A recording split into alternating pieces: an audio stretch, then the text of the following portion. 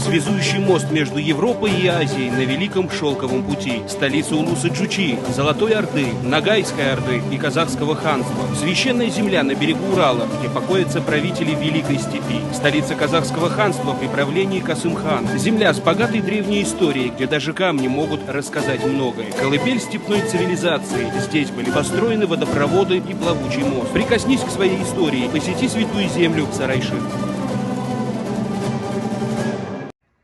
Добрый день! Государственный историко-культурный музей-заповедник Сарайши, Министерство культуры и Республики Казахстан приветствует своих коллег из Тюркского литературно-художественного музея-заповедника Тата Республики Саха. Меня зовут Черкешбаева Асем, я являюсь экскурсоводом данного музея, и сегодня я буду представлять вам наш музей. Музей-заповедник Хан-Ордалы Сарайши был открыт в 1999 году 3 сентября. В комплекс музея входит мечеть, пантеон ханов, музей, а также места археологических раскопок.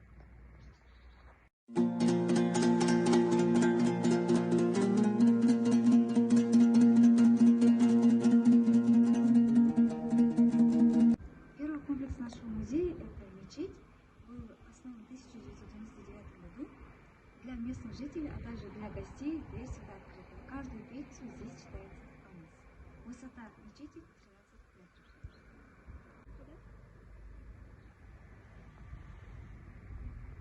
Второй комплекс нашего музея – пантеон ханов. Высота пантеона 14 метров. Автором является мангстауский архитектор Сайна Забеков. Пантеон ханов – это мемориальный комплекс, памятник. По исторической версии, городище Сарайджук захоронено 7 правителей. Из них 4 хана, а также 3 эмира.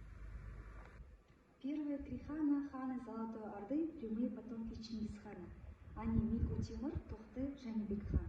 3 эмира Ногайской Орды – Эмир Уокас, Шейх Мамай, Исуф, а также сын Казахского ханства, сын Жанибека, Касым-хан.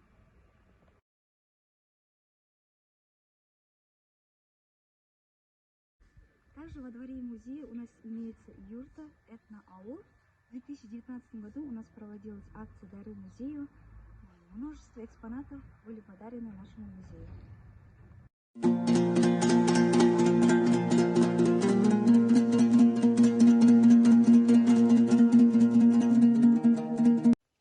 Третий комплекс нашего музея – это музей, который состоит из одного зала. В нескольких километрах от нашего музея сохранились руины некогда величественного знаменитого города Сарайджука, нынешнее название Сарайшик. Перед вами макет, где изображен средневековое городище Сарайджук в 13 веке. По исторической версии Абылғазы Бахадурхана город был основан внуком Чингисхана Батыем в 13 веке. Тогда город назывался Сарайджук, с тюркского переводится «Малый дворец». Город находился на важном стратегическом участке, так как был окружен великой рекой Жайык. Течение реки Жайык тогда проходило вот в таком направлении, но потом несколько раз меняет свое русло. В 1942 году река Жайык меняет свое русло в этом направлении, соединяется. Через городище Сарайджук 350 лет, в период Золотой Орды, проходила Великий Шелковый путь, в период Ногайской Орды около 200 лет. Для караванов, торговцев, приезжавших в город Сарайджук, это с Китая, с Европы, с Арабии, с Турции, они все могли зайти в этот город через понтонный мост. В 1334 году арабский купец Ибн Батута в своей книге «Путешествия» описывал: через 10 дней после Сары мы приехали в город Сарайджук. Джук является малый, через который переброшен мост, как в Багдаде, который состоит из кораблей. Он имел в виду этот мост понтонный мост. Здесь для вас показана иллюстрация. Караваны проходят через городище, через мост в это городище.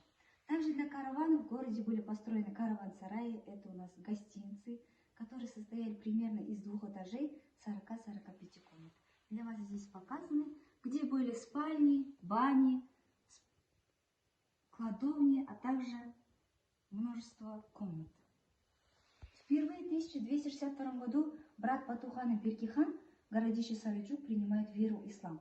До этого здесь было тимрянство, люди поклонялись небесам. Только под руководством Узбек-хана в 1311-1312 годах ислам был объявлен государственной религией, после чего в городище Сарайчук были построены 4 мечети и 4 медресе.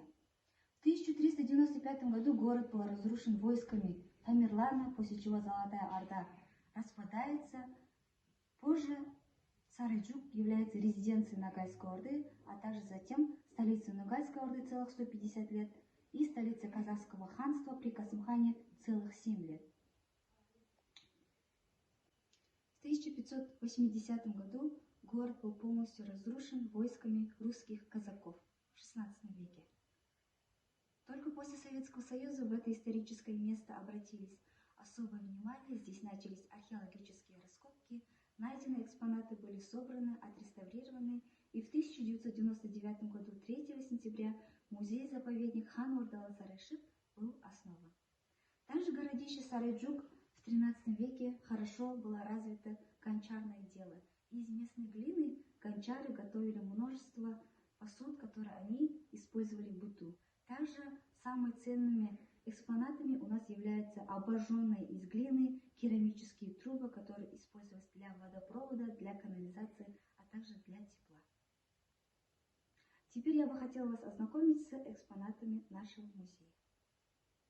Здесь у нас полностью экспонаты в период Золотой Орды 13-14 век.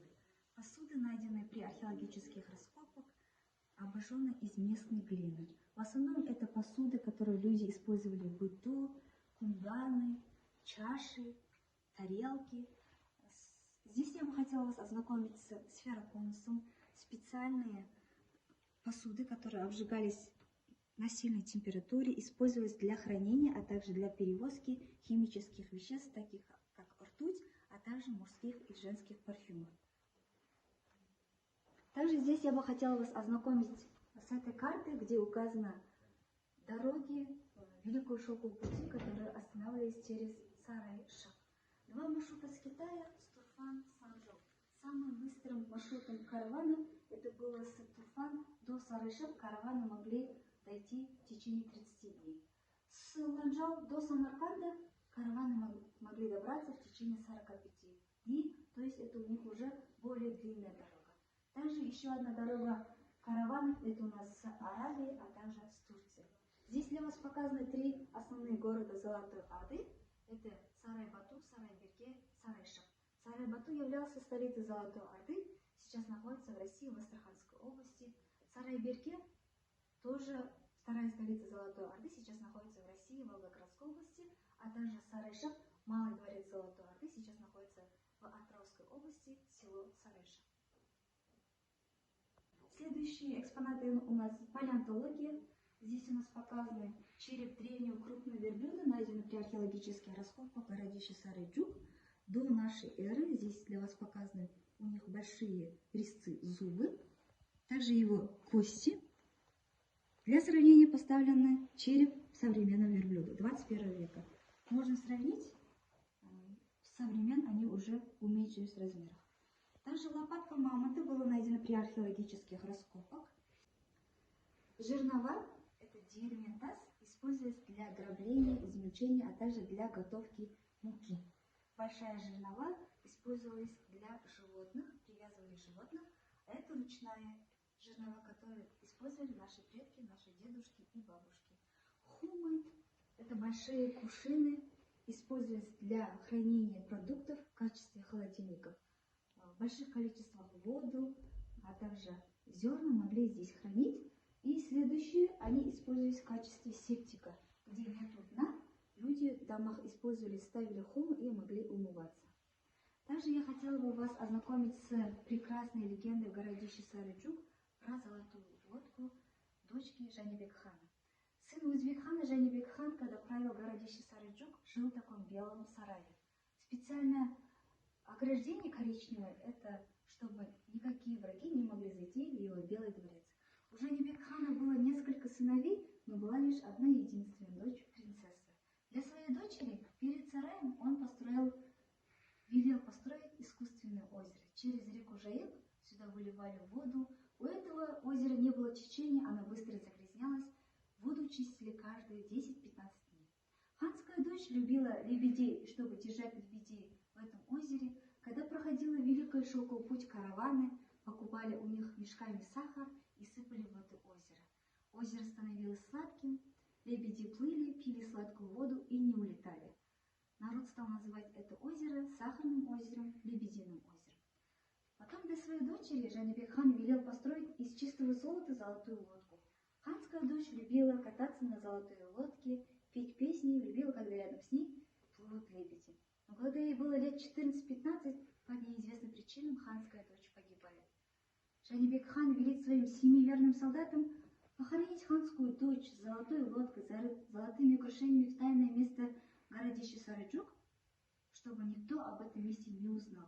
7 верных солдат в эту же ночь хоронят ханскую дочь с золотыми украшениями, золотой лодкой, и всю ночь над этим местом пробегали табунами лошади. На следующее утро, когда они приходят за наградой, Жанибек хан отрубает всем голову, дабы держать все в секрете.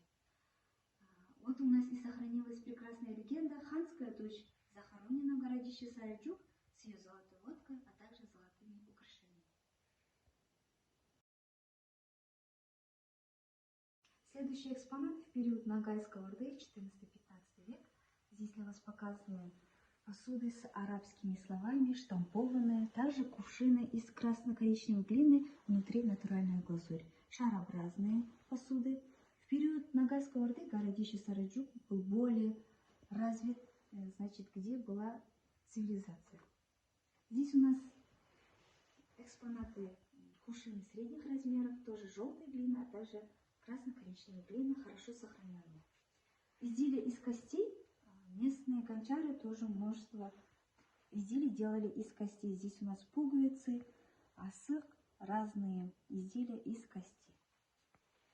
Медные монеты в период муки Тимур-хана найдены при археологических раскопках, также кунганы, то есть копильники, чтобы собирать деньги. Здесь показаны женские украшения из необычных изделий, из чистого золота, серьги, ожерелья найдены при раскопках, отреставрированные. Каури, такие ракушки, встречаются в основном в Индии, а также из натуральных камней были собраны вот такая красивая буса. Из необычных таких изделий наш городище Сараджук прибывает через Великую шелковый путь, через торговлю. Здесь тоже тагара, это большие миски, которые использовались каждый день в быту. Этностиль, 19 век. Нашему музею подарены экспонаты. Первый перстень свати. Это очень красивое кольцо, которое одевалось на 2 пальца. У казахов принято, чтобы 2 семьи были в хороших отношениях.